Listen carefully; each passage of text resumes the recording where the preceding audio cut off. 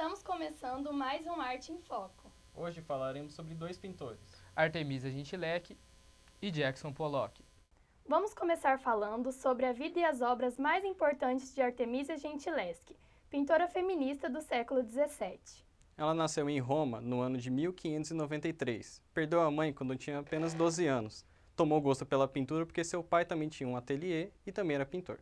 Inspirada em seu pai e nas técnicas de Caravaggio, Artemisia é uma das únicas mulheres a ter o nome citado na pintura barroca.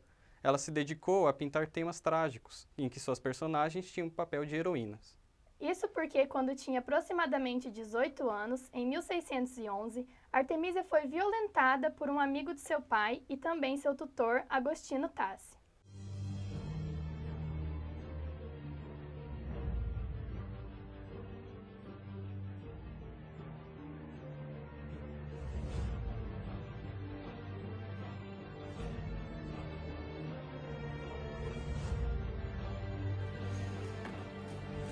È stato terribile.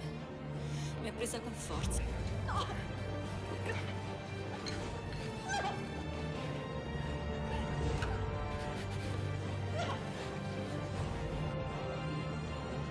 Per me era la prima volta, ho sentito un bruciore impulsivamente. Ho fatto di tutto per tenerlo lontano da me. Ho graffiato il volto, ho strappato i capelli. Ho dato morsi, calci, schiaffi. Ma non è servito a niente. Si faccia entrare la Gentileschi.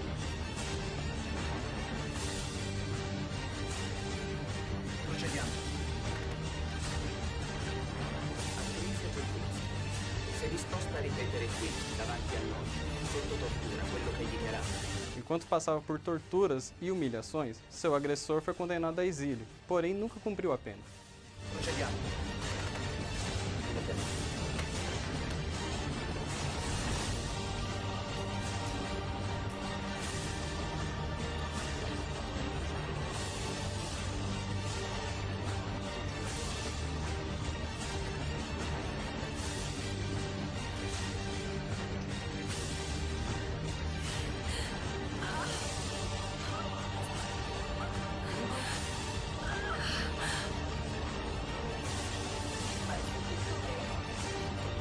Dunque, È tutto vero. Giuro, è tutto vero quello che ho fatto. la Gentileschi conferma. O caso de estupro influenciou Artemisia em suas obras mais importantes, destacando o quadro Judite decapitando Holofernes. Questi sono gli unici anelli del nostro matrimonio. Artemisia pintou diferentes cenas utilizando a mesma história bíblica. A primeira versão retrata Judite e sua criada decapitando o general Holofernes. As diferenças entre a primeira e a segunda versão da obra estão nas cores das roupas e também no sangue que escorre do pescoço do general. Um detalhe que poucos reparam é a pulseira no braço de Judite. Alguns especialistas dizem que é uma forma de Artemisia assinar o quadro. A continuação dessa história se passa nos quadros em que Judite e sua criada fogem levando a cabeça de Holofernes. Depois do julgamento de Agostino, Artemisia teve um casamento arranjado com um pintor desconhecido, mas que se desfez no futuro. Ela acabou se mudando para Florença e lá foi a primeira mulher aceita na Academia de Belas Artes, a mesma pela qual passou Michelangelo. Uma das principais características da pintora é seu conhecimento sobre a anatomia feminina. Muitas vezes, além de usar servos como modelos, Artemisia pintava seu próprio corpo utilizando espelhos. Em 1630, a pintora foi morar em Nápoles. 8 anos depois, ela foi visitar seu pai na Inglaterra e voltou para casa em 1642. Artemisia não teve reconhecimento de suas obras em vida e morreu aproximadamente em 1652. Só se tornou um símbolo feminista na década de 1970. Essas são algumas obras de Artemisia Gentileschi, uma das únicas mulheres a ter o nome mencionado no período barroco.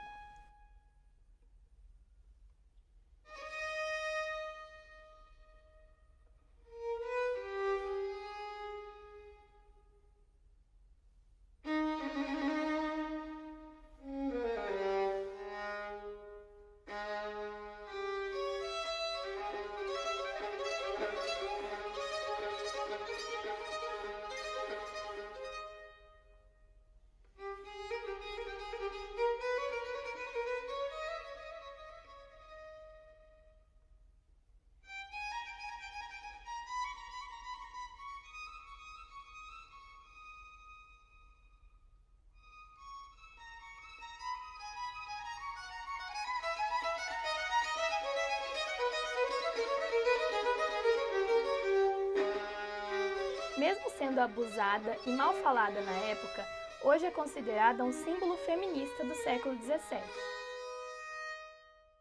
Não saia daí! No próximo bloco, vamos contar um pouco da história e das obras de Jackson Pollock.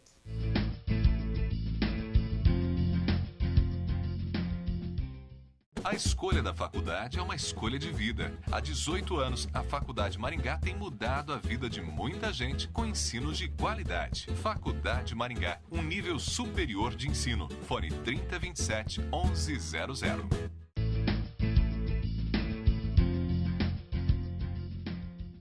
Estamos de volta com o Arte em Foco. No bloco anterior, contamos um pouco da vida e das obras mais importantes de Artemisia Gentileschi. Agora, vamos falar sobre Paul Jackson Pollock, um importante pintor do expressionismo abstrato. Pollock nasceu no ano de 1912 nos Estados Unidos, veio de uma família pobre e foi abandonado pelo pai quando tinha apenas 9 anos. Desenvolveu depressão, ataques de fúria e problemas com alcoolismo, do qual nunca conseguiu se livrar. Quando completou 17 anos, iniciou seus estudos inspirados em Thomas Hart Benton. Aprendeu noções de composição e combinação de formas e cores, mas acabou abandonando tudo. Dizia que eram estudos diferentes do que ele queria fazer na arte.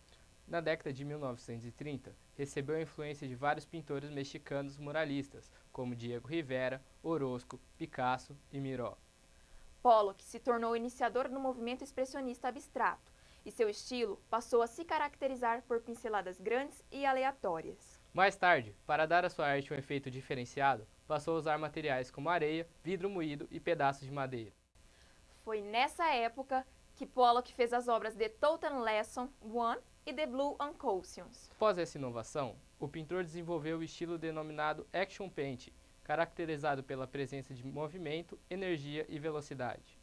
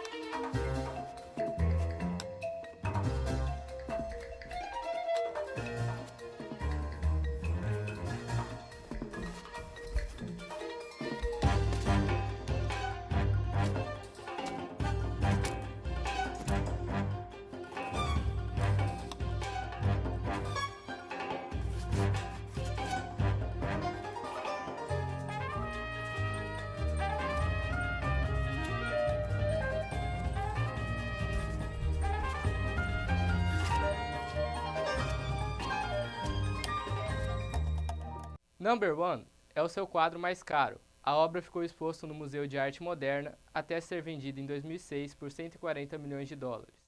Pollock também inventou o estilo dripping. Nesta técnica, ele fazia furos nas latas para que a tinta gotejasse sobre a tela. Desta forma, os pingos escorridos formavam traços harmoniosos ao se misturarem.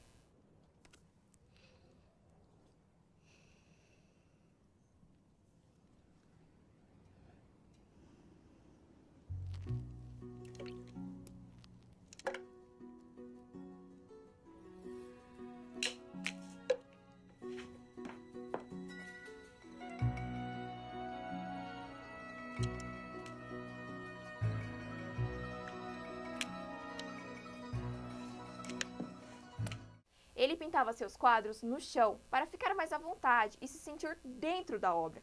Dizia que queria expressar os sentimentos na tela e não apenas ilustrá-los. Apesar da fama e reconhecimento, o pintor nunca deixou de ser alvo de críticas. As pessoas diziam que até uma criança poderia fazer uma obra como a dele. O que eles não entendiam é que as pinturas de Pollock eram impossíveis de ser imitadas. Uma nunca sairia igual à outra, mesmo se utilizassem as mesmas técnicas, movimentos e cores. Após o divórcio, o pintor perdeu sua inspiração e sua carreira artística foi se acabando, o que levou novamente à depressão e ao vício alcoólico.